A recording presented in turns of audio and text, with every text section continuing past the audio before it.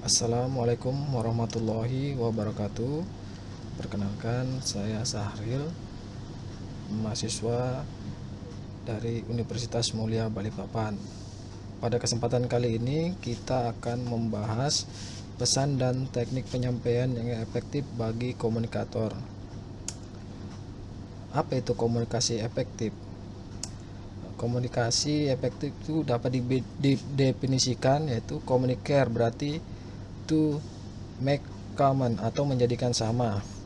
Dengan kata lain, komunikasi adalah proses pemindahan pengertian dari si pengirim ke si penerima. Pentingnya keterampilan berkomunikasi, yaitu sasaran berkomunikasi untuk menyampaikan pesan diterima orang merupakan proses yang melibatkan pendengar dan pengirim pesan. Proses ini memiliki banyak peluang kesalahan dengan pesan yang sering disalahartikan oleh satu atau lebih pihak-pihak yang berinteraksi, menyebabkan kontraproduktif yang sebaiknya dihilangkan. Di sini ada proses komunikasi, ada pengirim pesan, ada saluran komunikasi dan penerima pesan, dan ada umpan baliknya. Ini model proses komunikasi.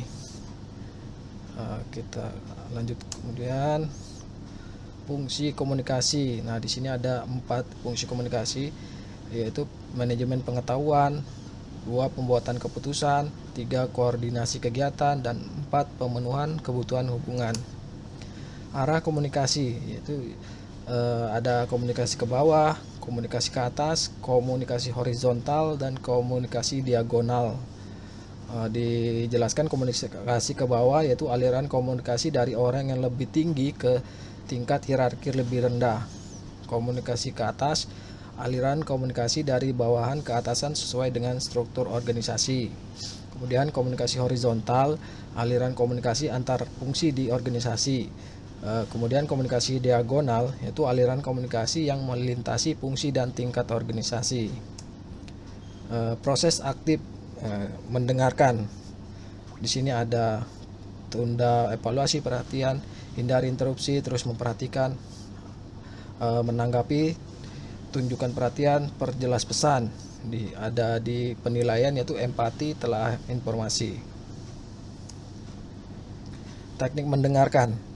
Di sini ada teknik mendengarkan yaitu persiapkan untuk mendengarkan, tertuju pada pembicara, pusatkan perhatian pada pesan, gunakan pemetaan pemikiran, gunakan logika input, proses output, kemudian konfirmasi ulang hal-hal yang tidak dipahami.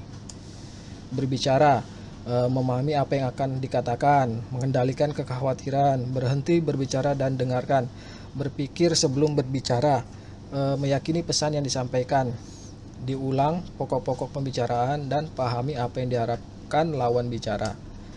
Ini komunikasi efektif. Di sini ada rumuskan masalah, sampaikan dengan jelas dan tepat waktu, dengarkan pendapat, pahami kemungkinan dipandang dari sudut lain, kendalikan perasaan, pastikan bahwa si penerima paham maksud Anda. Di sini ada hambatan komunikasi efektif.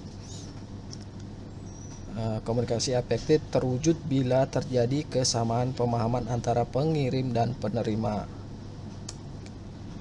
Ini menurut Johari Windows, Joseph Loop, and Harry Tingham. Di sini ada keterbukaan. Ini dapat dijelaskan di sini. Kemudian komunikasi nonverbal. Di sini ada pakaian, costuming, waktu, chronemics, sentuhan, haptik atau touch, bahasa tubuh, kinesik, ruang, proxemic, benda, objektif, ukuran, bentuk dan gerak tubuh, dan tatapan mata dan ekspresi. Komunikasi persuasif, di sini ada pengirim, pendengar, isi pesan, dan medianya. Kemudian membangun keterampilan interaksi. Di sini ada yang pertama yaitu berinteraksi dengan orang lain, kedua mempengaruhi orang lain, ketiga mendukung orang lain, keempat menyelesaikan konflik, dan yang kelima melayani pelanggan. Meningkatkan komunikasi, di sini ada mendengarkan secara efektif, tindak lanjut, bahasa sederhana, empati, mengatur arus informasi, waktu yang tepat, manfaatkan umpan balik, manfaatkan grafevin, perkenalkan cara komunikasi yang etis, dan diulangi. Teknik presentasi. Di sini ada teknik definisi presentasi, yaitu kegiatan berbicara di hadapan banyak hadirin atau salah satu bentuk komunikasi. Kegiatan pengajuan satu topik, pendapat atau informasi kepada orang lain. Di sini dijelaskan. Kemudian tujuan presentasi di sini itu membujuk, biasanya dibawakan oleh wiraniaga. Kemudian memberi informasi, biasanya oleh seorang pakar. Ketiga, meyakinkan, itu biasanya dibawakan oleh seseorang yang ingin membantah pendapat tertentu. Berikutnya presentasi sama dengan komunikasi. Di sini dijelaskan itu apa presentasi sama dengan komunikasi. Kemudian keterampilan presentasi. Di sini ada keterampilan presentasi, format pesan, pengembangan dukungan, dan pengembangan visualisasi.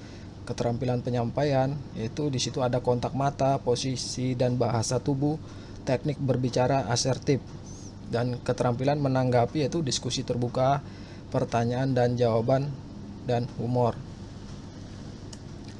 Model presentasi. Nah, di sini ada model pembawa cerita, model persuasi, dan model tindakan.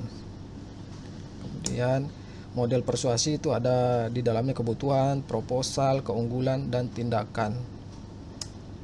Perencanaan presentasi, sasaran presentasi, analisis sedang pendengar, struktur presentasi, dan roadmap. Ini sasaran presentasi, di sini dijelaskan juga. Kemudian analisis sidang pendengar. Nah, di sini ada isinya, yaitu tata nilai pendengar, kebutuhan dan keinginan pendengar, faktor pembatas, aspek politik, aspek keuangan, dan aspek pengetahuan. Di sini juga dijelaskan informasi demografi pendengar, peran pembuat keputusan, peran pemberi pengaruh, dan peran pemberi kritik. Nah, ini ada struktur presentasi, gagasan utama, suburaian, dan manfaat. Menyiapkan pembukaan, ini ada di dalamnya sudah ditampilkan. Mendefinisikan sasaran. Di sini mendefinisikan sasaran. Ini ada tahap persiapan, yaitu latihan. Jangan membaca, perpindahan secara perlahan, detail ke detail, verbal ke non verbal.